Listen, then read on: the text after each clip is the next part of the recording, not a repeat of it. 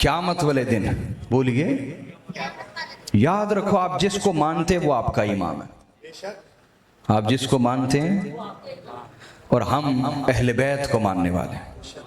हमारे इमाम वो हैं, हमारे शफी वो हैं, हमारे इमाम और शफी जिन्हें खुद हजरत उमर फारूक ने अपना शफी बनाया। लेकिन लोगों को इल्म नहीं कि हजरत उमर फारूक को जिन्होंने शहीद करवाया उनके पीछे कौन लोग थे। वो वही थे जो अहले बैत के दुश्मन हैं। लोगों को खबर नहीं कि हजरत अबू बकर सिद्दीक के दोनों बेटों को जिन्होंने कत्ल करवाया उनके पीछे वही लोग थे जो अहले बैत के दुश्मन हैं। लोगों को खबर नहीं कि हजरत आयशा सिद्दीका को जिन्होंने जहर दे के शहीद किया उनके पीछे वही लोग हैं जो अहले बैत के दुश्मन हैं। इनको तो खबर नहीं, इनको खबर नहीं कि जो आका अलैहिस्सलाम के मुखलस सहाबा हैं उनके दुश्मन कौन थे।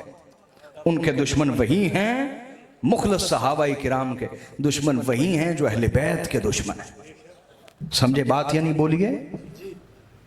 तो हाज़रीन मोहतरम, अहले बैत का मामला तो बहुत ऊंचा है। मैं तो इसको मैदान में लाता ही नहीं।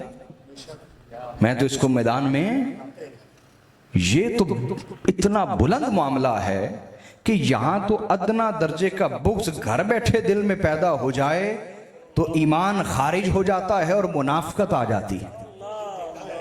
ये तो मामला ऐसा है, इसमें मैं कभी कलाम नहीं करता और ना किसी को इस लायक समझता हूं कि इस मौजू पे मैं दिफा करूं या बात करूं।